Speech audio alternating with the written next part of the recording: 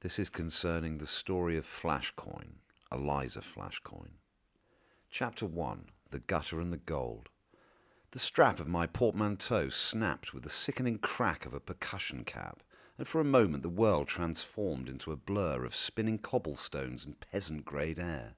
I, Eliza Flashcoin, a woman whose pedigree should have commanded a cavalry escort, was instead pitched headlong into a Mexico City gutter like a drunken costermonger.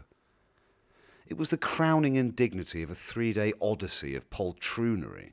It had begun in London, where the pigeon-livered clerks of American Airlines had chucked me from pillar to post over a transit paper, extorting a £499 ransom from my kin, just to cast me into this den of Snollygosters and Bandits.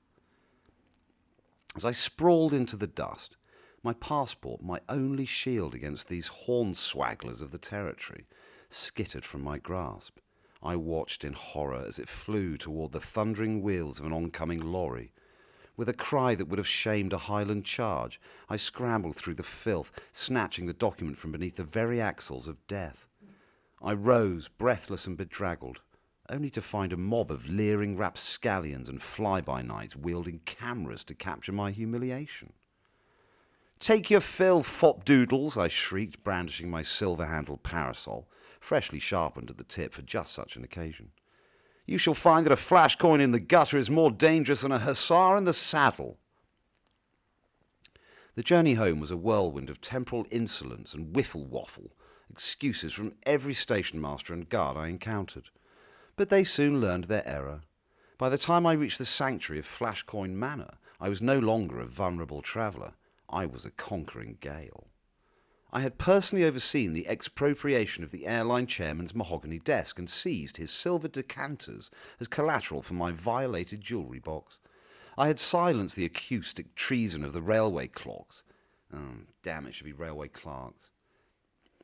I had silenced the acoustic treason of the railway clerks and doused the unauthorised combustion of my own hearth when it dared to provide a substandard warmth.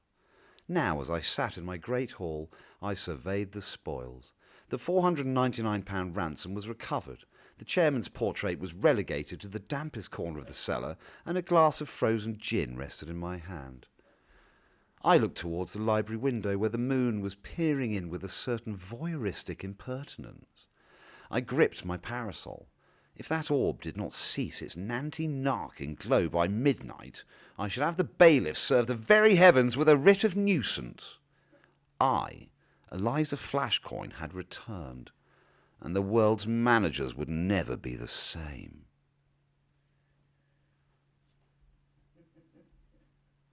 Bloody sods.